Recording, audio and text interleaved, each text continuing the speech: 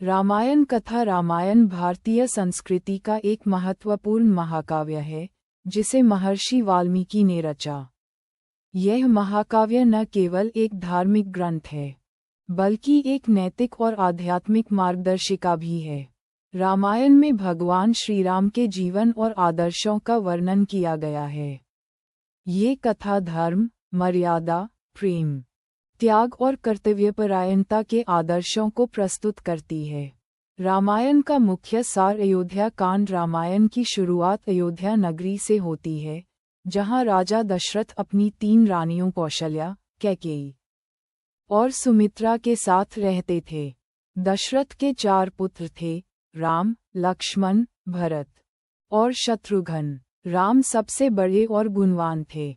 सीता स्वयंवर में राम ने शिव धनुष तोड़कर सीता से विवाह किया। वनवास और कैकेयी का वरदान। जब दशरथ ने राम को राजा बनाने की घोषणा की, तो कैकेयी ने अपने पुत्र भरत के लिए राजगद्दी और राम को 14 वर्ष का वनवास मांग लिया।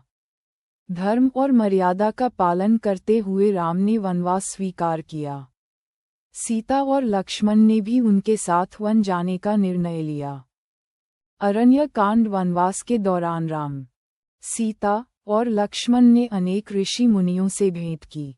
उन्होंने जंगल में राक्षसों का नाश किया। रावण की बहन शूर्पणखा ने राम से विवाह का प्रस्ताव रखा, जिसे अस्वीकार करने पर वह क्रोधित हो गई। लक्ष्मण ने शूर्पणखा की नाक काट दी। इस घटना के कारण रावण ने सीता का अपहरण किया। किष्किंधा कांड। सीता को ढूंढते हुए राम और लक्ष्मण की भेंट हनुमान और सुग्रीव से हुई। सुग्रीव ने राम को सीता की खोज में मदद करने का वादा किया। राम ने सुग्रीव को बाली के अत्याचार से मुक्त किया और किष्किंधा का राजा बनाया।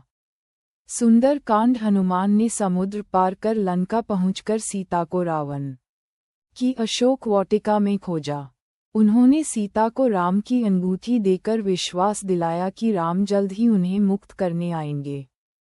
युद्ध कांड। राम ने वानर सेना के साथ लंका पर आक्रमण किया। नल और नील की सहायता से समुद्र पर पुल बनाया गया।